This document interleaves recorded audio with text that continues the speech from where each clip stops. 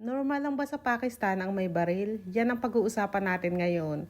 Pero bago ang lahat, ay eto muna ang chika ko sa inyo. Nagpagasolina kami, ano? Sobrang yabang ng bayaw ko, sabi niya sa akin, Bobby, sobrang mura na ng gasolina ngayon.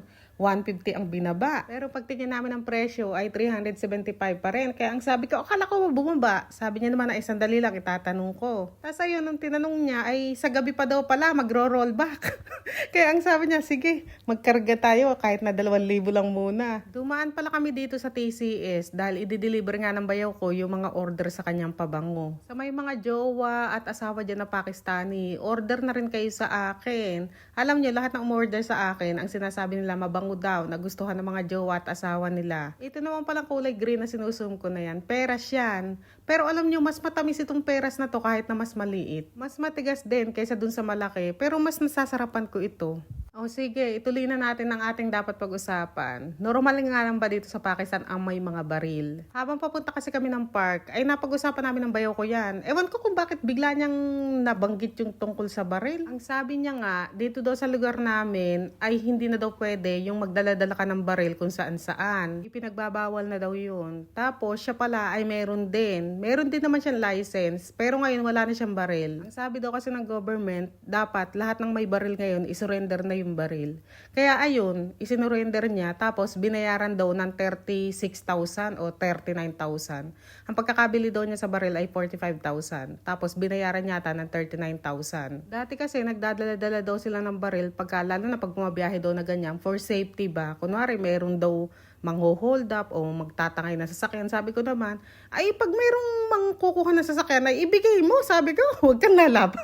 At saka siguro para sa mga akyat bahay. Pero ngayon kasi, ang sabi daw ng gobyerno ay hindi na nga kailangan ng baril. Kasi nga, safe na daw ngayon dito sa amin. Ito palang lugar namin ay sa Kopatan ng Punjab. Hindi ko lang alam kung sa buong Punjab ay ganito, pero dito sa amin ay ganito na daw. Marami na rin kasi silang mga nakakabit na camera ngayon. At saka minsan nga ay pagkagabi meron drone na umiikot. Kaya siguro yung mga magnanakaw ay mga takot ng gumawa ng milagro. Nakwento niya rin pala sa akin na meron daw magandang puntahan dito sa lugar namin, malapit lang.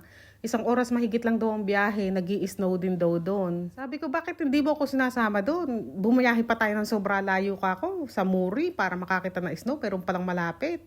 Ang sabi niya ay hindi daw ako pwede doon, hindi daw pwede ang foreigner doon. Bundok-bundok daw kasi doon, tapos walang signal, kaya bawal daw ang foreigner doon. Pero napakaganda daw doon, lalo na yung daan. Ang sabi ko naman ay isama mo ko, magtatakip na lang ako ng mukha, mata na lang ililitaw ko. Sabi niya pa rin ay hindi nga daw pwede, at saka nakakatakot doon, sabi niya, kasi yung mga ibang tao, makikita mo na sa kalsada, may mga malalaking bit-bit na bang-bang, sabi niya.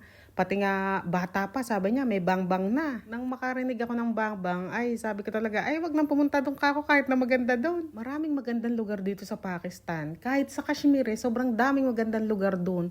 Kaya nga lang kasi, mahirap puntahan, lalo na ng foreigner, bawal. Pero marami pa rin naman na magagandang lugar na pwedeng puntahan ng foreigner. Sa gawing north pala, ay ganun pa rin yata sila, pwede pa rin sila magbitbit ng bang-bang.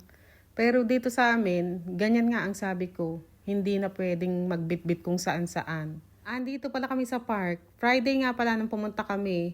Kaya maraming tao kasi ang chairlift daw ay open lang Friday to Sunday. Andito na pala kami sa park. Ayan, may nagtitinda rito ng mga laruan. Masyado na naman tingin ni Mariam. Mariam! Halika na anak, malaki ka na para dyan. Bumili tayong ticket. Ayun yung bilihan ng ticket. Ay, 16 na! Dati 50 lang bayad dito. Ayan yung bilihan ng ticket.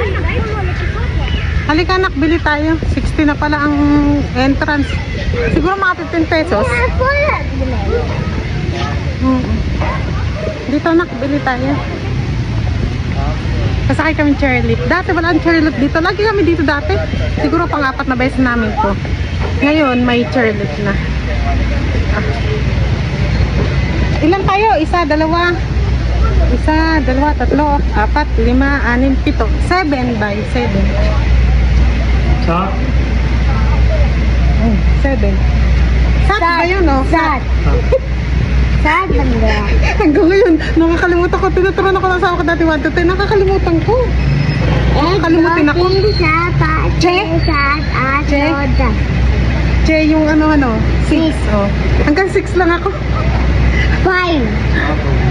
5. Sat at Jo. Ayan, 420 yung ano, yung pito. Marin ko rin itikat, iabot. Eto, halika na. Asan na, bayaw ko. Iwan na natin yun. Mabagal na yun.